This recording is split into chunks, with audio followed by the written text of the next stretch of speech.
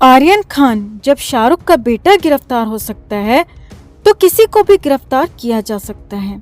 ये शायद अब एक एक बॉलीवुड वाले की समझ में आ गया होगा। भले ही आर्यन को जमानत मिल गई हो, लेकिन शाहरुख के बेटे को 1 महीने तक जेल में रखना भी कोई छोटी मोटी बात नहीं है। अब जब से आर्यन को पकड़ा गया था, तब से ही बॉलीवुड वाले लगातार शाहरुख खान और आर्यन खान को सपोर्ट कर रहे थे। सोशल मीडिया पर सेलिब्रिटीज आर्यन की रिहाई की प्रार्थना भी करते दिखे और आर्यन को जमानत मिलने के बाद भी बॉलीवुड की ये चापलूसी बिल्कुल जारी रही। आर्यन के बहाने सब शाहरुख से सिंपैथी दिखा रहे थे। इतने बड़े बॉलीवुड से किसी की हिम्मत नहीं हुई कि कोई एक बार ये कह दे कि शाहरुख के बेटे ने ड्रग्स का काम करके गलत काम किया है, अपराध किया है। किसी ने ऐसा साहस नहीं दिखाया कि वो शाहरुख को बता सके कि आर्यन की गिरफ्तारी गलत नहीं बल्कि सही हुई है। उल्टा हर कोई समीर वानखेड़े और एनसीबी की टीम को ही सवालों में खड़ा करता दिखा, एनसीबी की कार्रवाई पर प्रश्न चिन्ह लगाता दिखा। मगर अब पहली बार इस बॉलीवुड से किसी एक शख्स ने शाहरुख और आर्यन पर सवाल उठाए हैं। न सिर्फ सवाल उठाए हैं, बल्कि साफ साफ और सीधे तौर पर आर्यन खान को नशेड़ी कहने की हिम्मत दिखाई है। तो कौन है वो शख्स जिसने शाहरुख को सीधे सीधे आईना दिखा दिया? आपको बताते हैं सब। आप भी वीडियो को लाइक और शेयर कर अपना प्यार और सपोर्ट दिखाएं और कमेंट में अपनी बात, अपनी राय जरूर रखें। तो आप राजू श्रीवास्तव के नाम से तो वाकिफ ही होंगे, जो कि स्टैंड अप कॉमेडियन हैं और कई फिल्मों में काम कर चुके हैं। एक जमाना था जब कॉमेडी के मामले में राजू श्रीवास्तव का डंका बजता था। राजू श्रीवास्तव ने दर्जनों फिल्मों में काम किया है। वो साल 1988 से लेकर 2017 तक कई फिल्मों में काम कर चुके हैं। इसके अलावा राजू श्रीवास्तव टीवी शोज में भी नजर आ चुके हैं और कॉमेडी के कई शोज में वो नजर आ चुके हैं। इतना ही नहीं, द कपिल शर्मा शो में भी राजू श्रीवास्तव ने अपनी कॉमेडी का जलवा दिखाया था। अब एक और जब पूरा बॉलीवुड शाहरुख के तलवे चाटता दिख रहा है, ऐसे में सिर्फ राजू श्रीवास्तव ही वो शख्स है जिन्होंने आर्यन के मामले में शाहरुख को खूब खरी खोटी सुनाई है। दरअसल राजू श्रीवास्तव उत्तर प्रदेश के फतेहपुर में एक कार्यक्रम में शामिल हुए और वहां पर प्रेस कॉन्फ्रेंस के दौरान मीडिया वालों ने राजू श्रीवास्तव से शाहरुख के बेटे आर्यन खान की गिरफ्तारी को लेकर सवाल किया। तो इस पर पहले तो राजू श्रीवास्तव ने आर्यन के मामले में हुई मीडिया रिपोर्टिंग पर भी सवाल उठाए। राजू ने कहा, देश के 4 बड़े न्यूज चैनल्स आर्यन को इस तरह प्रदर्शित करते दिख रहे थे जैसे कि आर्यन जेल से नहीं निकला, बल्कि वो कोई बड़ा और अच्छा काम करके निकला है। राजू ने कहा, आर्यन ने अपराध किया था, उसकी गिरफ्तारी हुई, गिरफ्तारी के बाद उसे जमानत मिली, उसे जबरन हीरो बनाने की कोई जरूरत नहीं थी। राजू ने आगे कहा, मीडिया वाले तो ऐसे दिखा रहे थे जैसे कि शाहरुख का बेटा जेल से नहीं बल्कि ओलंपिक से मेडल लेकर लौटा है। अब इसी प्रेस कॉन्फ्रेंस में मीडिया वालों ने समीर वानखेड़े को लेकर भी सवाल किया। तो राजू ने कहा, हाँ ये सच है कि समीर वानखेड़े के नाम से बॉलीवुड वाले कांपते हैं और इसी वजह से वानखेड़े के पीछे ये सब हाथ धोकर पड़ गए हैं, क्योंकि बॉलीवुड ऐसा कीचड़ है जिसमें सबके हाथ सने हैं, इसीलिए सब डर रहे हैं। सबको अपना अपना डर है। सबको लगने लगा है कि जब शाहरुख का बेटा गिरफ्तार हो गया तो कोई भी कभी भी गिरफ्तार किया जा सकता है। अब इसके बाद राजू ने आगे कहा, बच्चों को अच्छे संस्कार देना बहुत जरूरी है, भले ही वो शाहरुख का बेटा हो या फिर किसी भी आम इंसान का। बच्चा अगर कुछ गलत करता है तो कहीं न कहीं उसकी परवरिश का असर होता है।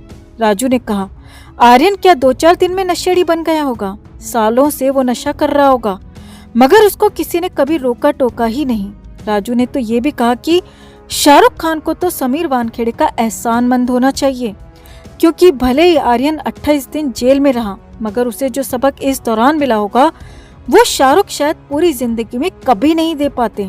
इसीलिए बेटा अगर अब भी बुरी आदतों को छोड़ देता है तो शाहरुख को समीर वानखेड़े और उनकी टीम को धन्यवाद देना चाहिए, क्योंकि हम सब जानते हैं कि ड्रग्स की आदत कितनी खतरनाक और खराब होती है।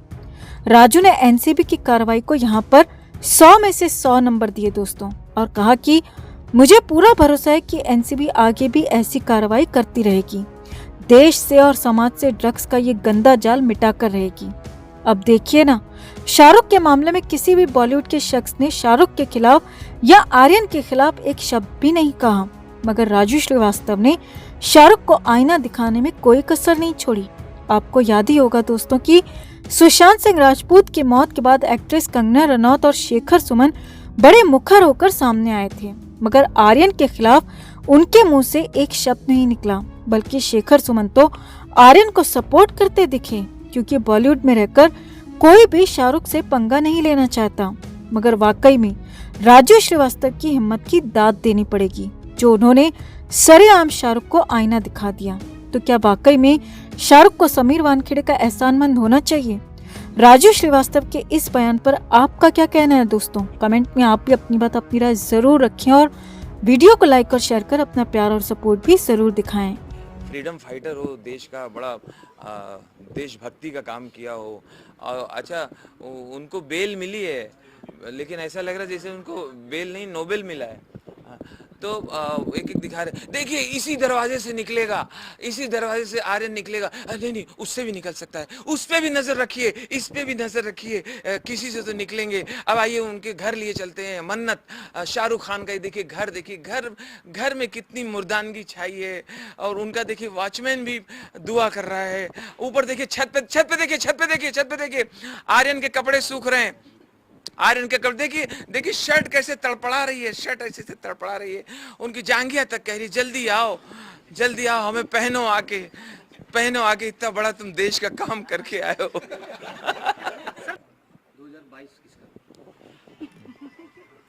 2022 तो बीजेपी का ही है। हाँ, बीजेपी का है, बीजेपी सरकार बना रही है, क्योंकि विपक्ष दिखाई नहीं पड़ता है। विपक्ष तो रह रहा 400 पार। विपक्ष ये दिन में कहा कि रात में?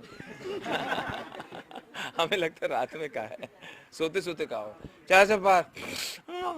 तो जी, मुझे लगता है कि मैं तो बीच बीच में आपके न्यूज़ चैनल के माध्यम से पता होता रहता है कि अभी सरकार ने महंगाई भत्ता अनाउंस किया, अभी इंसेंटिव देने जा रहे हैं, तो इस पर काम हो रहा है। और निजीकरण कहीं होता है तो अब आप बताइए कि सरकारी अस्पताल में कितने लोग जाते हैं इलाज कराने? सब चाहते हैं कि प्राइवेट में हो, है ना? तो निजीकरण में बस एक ही तकलीफ है, इसमें क्या काम करना पड़ता है। जी जी, मैं अगर इसको और शुरू से जाऊं अपने बचपन से, तब हम लोगों के पास, हमारे यहाँ साइकिल भी नहीं थी। आज सबके पास मोटरसाइकिल हैं, कार हैं। अच्छा, महंगी ब्रांडेड चीज़ें आती हैं, सबसे पहले वही बिक जाती है।